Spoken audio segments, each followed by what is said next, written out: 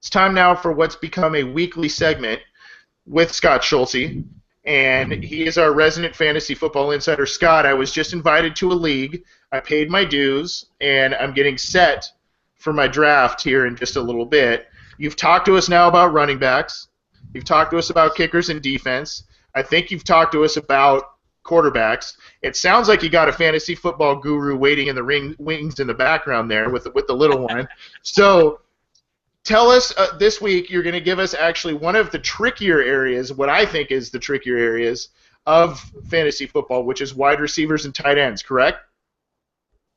Yes, I for your league, based on the description you've said, another piece of strategy I might be able to give you is just set auto draft. But short of that, yeah, we're talking about wide receivers and tight ends this week. Tight ends, one of the big things with them this year is it seems like every single tight end is hurt for the most part. So how do you navigate that minefield? Look at Gronkowski. He's a guy who has an injury history. He's actually played pretty well the last couple of years. Before then, I think he played 18 games over a 2-year span, and now he's hurt again.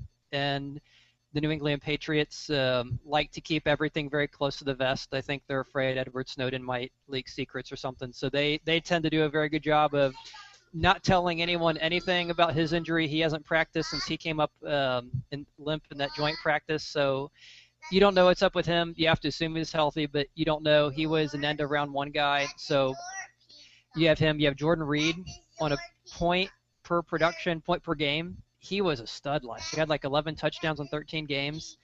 But how do you, deal with his injuries? He's played, I think, 9, 11, and 14 games over 3 years, so very injury prone. And then you have someone like Antonio Gates who's always hurt. You have, who is it? Several other people who keep, I think it's Eric Ebron. He's You've looking got not to play till week 1. You've got Eifert. You've got weird questions with Gronk. Kelsey's another, and then Ladarius Green of the Steelers now is Green's kind of out for. And they're saying he might have to retire. Oh, don't trust Green. Oh, please, no one take Green. He has Jimmy Graham. concussion issues and stuff. Has been hurt since the middle of last year, and so you don't have a whole lot of healthy options. You have Olsen. He's coming off kind of a career year because Benjamin was out, so you don't know what to get from him. Kelsey's a stud. Walker's getting really old. Barnidge is coming off a career year because Cleveland just had no one to throw the ball to. So you hit this situation, well, what do you do when it comes to tight ends? There's not a whole lot of reliability there. So I think the big thing that I'd look at is if you look at tight ends, most people only draft one tight end. Most leagues will only take one tight end. So if you look past the top 12, you actually have some decent guys who probably won't get drafted who have a lot of upside as tight end ones. You look at guys like, I'm really big on Clive Walford this year, who is supposed to be a big part of Oakland. Kyle Rudolph, he's another guy who's had a ton of injuries. If he's healthy and with their quarterback, now in his third year, if Bridgewater can get things rolling, he's someone who has some potential. Martellus Bennett looks like he might have some potential, especially if Gronkowski's out. Jason Witten's been around for a million years. He seems to stay healthy. Romo's back. So you have a lot of guys who are low end, probably may not get drafted in your league because most people only have a tight end. Some people stream them. So there's guys who are there for the taking. So there's two different ways you can play that. One way is go ahead and grab a Gronkowski or a Jordan Reed or someone kind of where you think they should go. And if they do get hurt for a few games, you probably have someone there you can pick up as a waiver ad to cover those weeks. And then the other thing you can say is, well, I'm just not going to bother with it altogether. Just wait, kind of take someone late like a Eifert, who's another huge injury guy. But then, grab like a Martellus Bennett or even, I don't know, a Kyle Cook or Jared Cook or someone kind of, obviously not Kyle Cook, Jared Cook or someone just, as a waiver ad, who's probably going to be there, who might be good for a game or two, because you have a lot of upside guys. So even though you don't have a lot of reliability in the high-end guys staying healthy, you seem to have enough depth in the position who will be available that you should be okay. Now, the one exception to this is if you're in a 16-team league or if you're in a league with a bunch of new people who take two tight ends because they take two defenses and two kickers, okay, if you're in one of those leagues, you can kind of ignore most of what I just said because the tight ends will all be gone by the time you pick, and you're going to be stuck with, I don't know, Luke Wilson or someone who may not be a bad pickup if Graham's hurt. So it's just a very weird year for tight ends because all the ones who should be really high, like Eifert and Reed and Gronkowski, you just don't know what you're going to get. So two ways to play it. One, say, yeah, those top guys are worth it. Take them, knowing you have some depth out there as waiver ads. And the other thing is just forget the whole position and just kind of stream them like people do with defenses and kickers and figure, grab a Julius Thomas if he's hurt or if he doesn't pan out. Okay, now try the next guy in line. And I've got a sleeper that for way. you. I've got one sleeper. All right, guys. Here's a good question for you. Can either one of you name 2 receivers on the 49ers? Bruce Ellington and Torrey Smith. Okay, there you go. But do either of you think either one of those 2 will do anything this year? My answer is no. Go with my boy Vance McDonald, man. I think he was like a second or third round pick either last year or the year before. I think he's going to have a big year. So you take him over Selleck? Over Selleck, yeah. Oh, Garrett Selleck? That's not Brent Selleck. Yeah. Brent Selleck's still on the Eagles. So, yeah. Yeah, Garrett. Oh, I would take Vance McDonald. I think he'll have a good year. And maybe it's just a weird feeling. It's a weird feeling, but I don't know. High volume, I think it's possible. It's solid because Chip did well when I think Ertz did well with Chip. Yeah, he used Ertz and Selleck. So, yeah. It's possible. That's all I'll say. And the second topic this week, as Anthony mentioned, we've talked about pretty much everything. We just covered tight ends. Last one is wide receivers. Anyone who's been drafting fantasy football for the last 5 or 10 years knows the cardinal rule of fantasy football is you take running backs early, you take them often. Most drafts, you go running back, and then you always have that brave soul who would grab, Calvin Johnson or Randy Moss and, pick 5 or 10, and you'd kind of have some snickers as, oh my gosh, you didn't take a running back. What's wrong with that guy? And this year just seems totally different. I went back and looked at the last 7, 8, 9 years of draft trends. Every single year, running backs gone first. Most, on average, the first 5.5 picks each year is a running back. And something like, I think it's 10 of the first 12 picks, so first round are running backs, and 15 of the first 24 picks, the first 2 rounds of running backs. They just go early, they go often. This year, you look at what people are drafting based on average draft positions. Wide receivers going first. Antonio Brown and guys like Julio Jones and Odell Beckham are all going in the top 5 and 6. So that raises a big question. Are they worth it? Is it really worth drafting a running back early or wide receiver early this year when that just seems so contrary to everything anyone's been raised on fantasy football has been taught? And the short of it is yes. And the reason why is you have to look at, well, why did these running backs go early?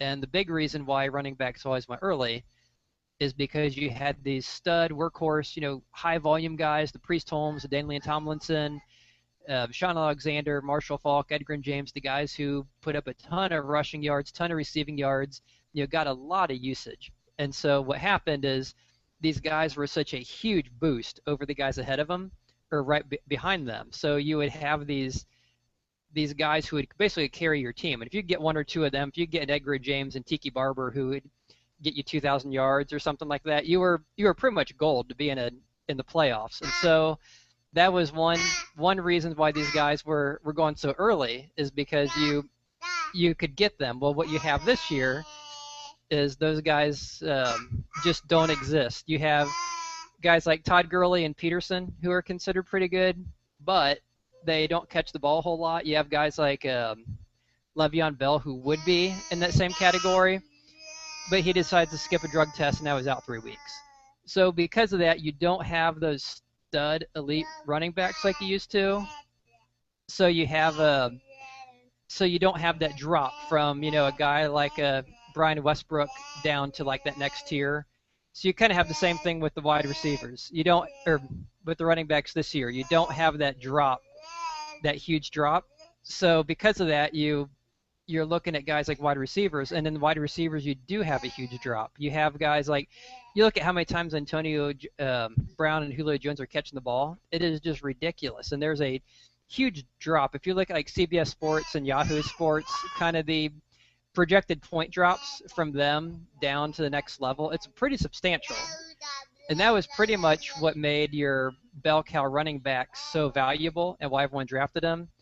So the short answer is it worth drafting these running backs early? And the answer is, or sorry, wide receivers early? And the answer is yes, it is, because the whole point was that big point differential. And you're getting that point differential with your wide receivers. So, I mean, I wouldn't go crazy and, start grabbing like Mike Evans and T.Y. Hilton in the first round. But, if a Julio Jones or Beckham or Brown is there and that value's there, there's no reason not to take them. Don't be that guy around, picking at round 9 or pick 9 or 10 and have Julio Jones fall and pass him just because, well, he's a wide receiver. I can't do that. If he's the best value, it is worth it this year to buck tradition and go with that wide receiver, because the whole point isn't to follow tradition, it's to win football games.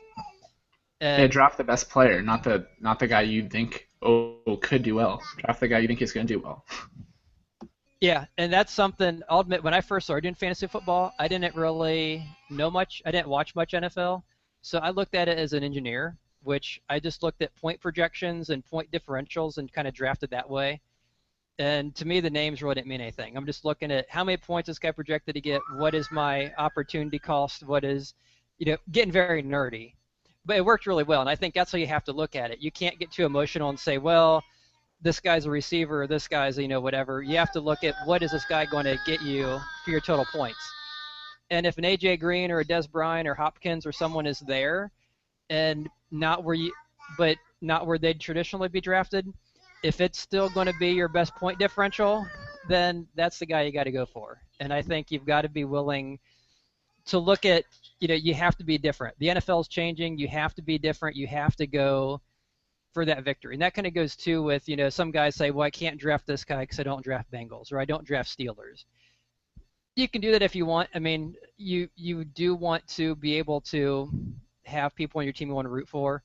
But at the end of the day, if you have a lot of money involved, like some people do, it's a lot nicer to win money too. And it's hard to win money if you're automatically tying one hand behind your back because you don't want to draft, a guy from an opposing team. Because, at the end, you aren't going to remember in a year from now if you had Antonio Brown or not. You're just going to remember if you won the championship. And you aren't going to remember, in 2 weeks if you drafted a wide receiver in the first round or third round. If you're winning, you aren't going to care when you drafted him. So don't let those old hang-ups kind of keep you from doing what makes the most sense as far as getting the most points on your team. Quick question, Scott. What are your thoughts on Tyler Boyd? And because you might have some Bengals fans out there who, they do like to draft Bengals. They may have a little bit of a preference to the Bengals players, their offensive players, and given what the offense did last year and what Tyler Boyd has shown in the preseason, Brandon LaFell's injury, where are you kind of placing him right now?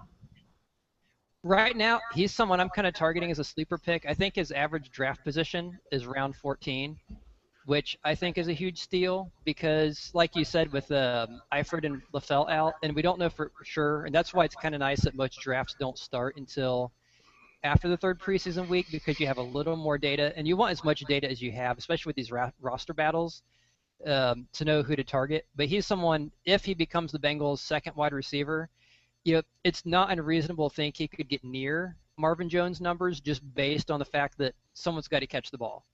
And if Eifert and LaFell are both out, those balls have to go to someone. And he's looked very impressive. And we saw in A.J. Green's rookie year, the Bengals aren't afraid to use a rookie. If you're the best player on offense, they seem to be willing to use you.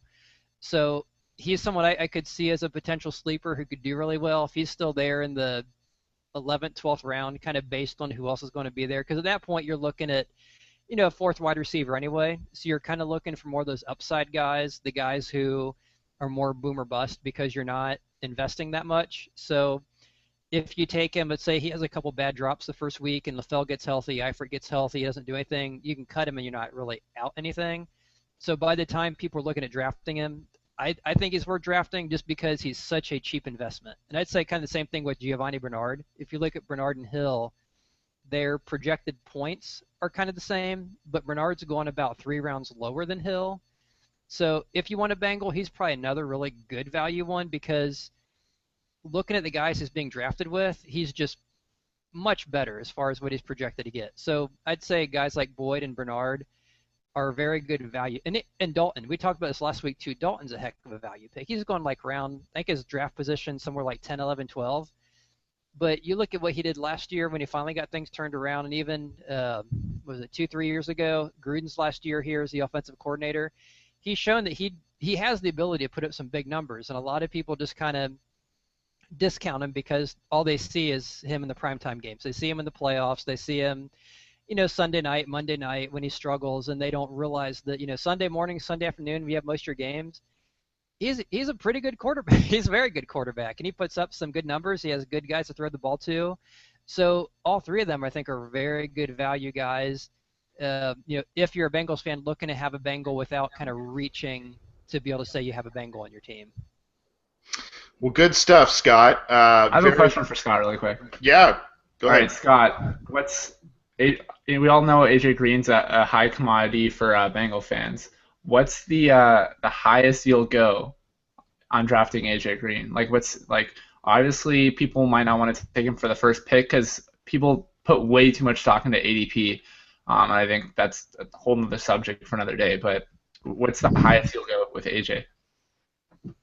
I would probably say personally the leagues I'm in are non-PPR, so I would say probably for me about pick 9 or 10. Because I'm looking at wide receivers. I think Brown, Jones, Beckham, and Hopkins are the top 4, and then you've got some of the running backs in there. I'd probably put someone like Lamar Miller, Ezekiel Elliott, and then Gurley, Peterson, those guys ahead of him. So you're looking at about that next pick. I think that's where like Green and Bryant fall. So kind of end of round 1. Actually, in one of my leagues, I'm picking 10th, and I've kind of been tossing that around. Would I take AJ Green? Depending on who's there or not there, and that's kind of when you get to that point of, well, that's kind of where Gronkowski kind of goes also. So you're looking at, do you think he's healthy enough? Do you want to grab him, not grab him? So I think I'd probably say for Green, probably end of round 1. I think his average draft position's right around there, which I think actually fits with his projected points if you look at the major expert sites, which, are 50-50 if they're actually going to be accurate. But kind of looking at what people are projecting and kind of what Anthony was alluding to too, with guys like LaFell and Eifert probably not being healthy 100%, at least to start the year. Someone's got to get the ball, and if Boyd's part of that, that Green's probably going to be a big recipient of that also, at least early on. He probably isn't going to get the same number of targets that Julio Jones is going to get, but still, I think he has a good chance to put up some huge numbers. He's been a very consistent point producer. I think every year has been the league. His fantasy points are like 11 or 12 points per game by the end of the year. So he's very consistent, very reliable. He stays pretty healthy, especially when Dalton doesn't overthrow him, kind of leaving him suspect to injuries. So, I'd probably say end of round 1. Is that kind of where you have him? Yeah, I don't really play a lot of PPR, but if I'm going bold, I'll take him 5th overall. I don't know. I don't buy the whole Lamar Miller, DeAndre Hopkins, all this stuff. There's a ton of mouths to feed in Houston too. So I don't know. AJ Green, if you're not going PPR and you don't have to worry about how many points he gets for a reception, I wouldn't do it, but I could take him 1st overall. If I'm in a league where at the end of the day, you got to take the guys you want to root for, and you can win. I know you mentioned those loopholes earlier about the whole you can't win with your hands tied behind your back. If you're good at fantasy football, you can win doing pretty much whatever you want as long as you're just good on waivers. The draft doesn't really make or break for anyone. Like last year, some of the best players were David Johnson, Tyler Eifert, Andy Dalton, who weren't even getting drafted, and Devontae Freeman. So, I don't know. If you're a huge Bengal fan and you like AJ Green, I don't think you're crazy if you take him 1st overall, as long as you're not in a PPR league. Yeah, I think mentioning the draft, I think it's very true that you aren't going to win the league by your draft, but you do have a good chance of losing it or really setting yourself back. Bad draft could really kill you.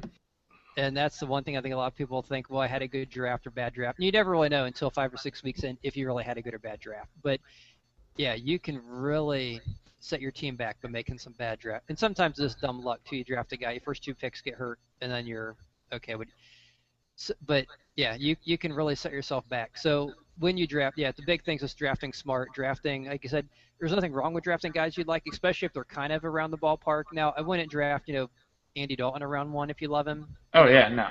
If you want him, at least kind of be reasonable. Kind of look at, okay, his draft position's about 10th round. If you really want him, maybe go a couple rounds earlier because Let's go round 4. And all the Bengals are so undervalued. The only guys who aren't undervalued are AJ and Eifert. But everything else, the defense, Tyler Boyd, if you're into that, the defense, yeah. So yeah, I agree.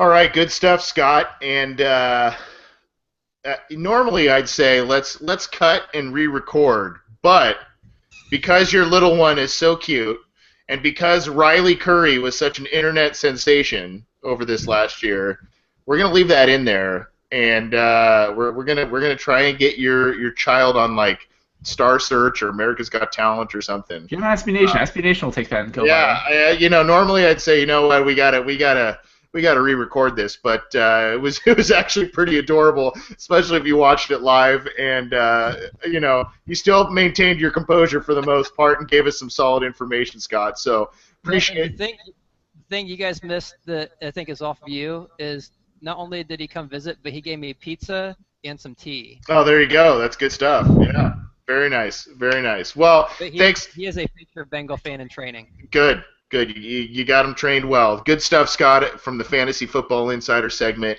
as we do every week. Connor, thanks for chiming in with some of your questions as well.